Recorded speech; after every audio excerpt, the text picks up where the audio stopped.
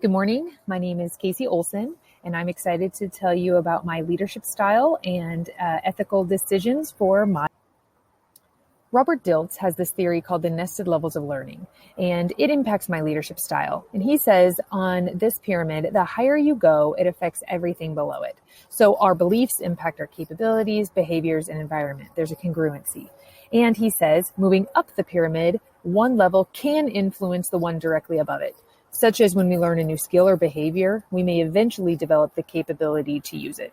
You'll notice that there is a divide between the two. The bottom half is all external factors, while the top half it tends to internal factors. So the bottom half of the pyramid connects to the transactional leadership.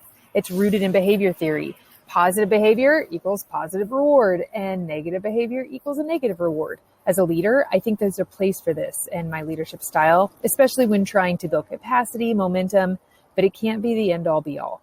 I really see myself also as a transformational leader, leaning into the beliefs, identity, and purpose. People need to know the why and be emotionally connected to change. They also need to be encouraged and supported to build efficacy in the work. So I would say, while I hold both of these leadership styles, I most likely lead from actually a servant leadership perspective. A servant leader ensures that the group has a clear vision for where they're going and a desired state and a plan for how to get there. And when that plan is set, then they lead from example, they support, they encourage, they coach along the way. On this assessment, I discovered that I fall into all four directions. I saw myself thriving in each one without a default. Who I need to be is dependent on the situation and the people I'm leading. Reflecting, it makes me adaptable. However, as an area of growth, it can also make it difficult for me to lead new people and situations.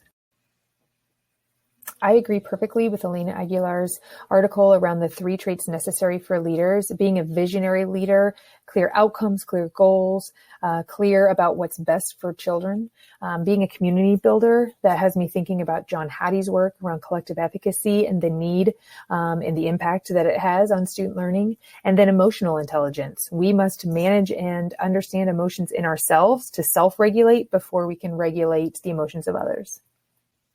When making ethical decisions, Berghofer and Schwartz say it best. They may not agree, but we need to have mutual respect and trust. This assignment really has me reflecting over this question. And so I spent some time thinking about what are my top 5 values. And so when I make an ethical decision, and I need to check all of these boxes. Secondly, I always put my own children in place of any decision. And if it isn't good enough for my own children, it isn't good enough for any child I support.